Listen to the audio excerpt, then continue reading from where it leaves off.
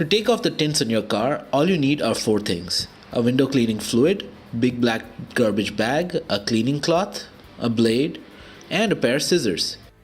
So the basic trick behind this is that ammonia-based window washing fluids help remove the glue that keeps your tint in place. The first step is that you need to cut out those big black garbage bags in the shape of your car's window. Then you have to moisten the exposed part of the tint, that is the inside of your car window, with the liquid.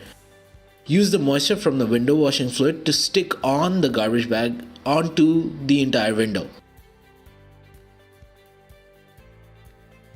Next, park the car in a nice and sunny spot.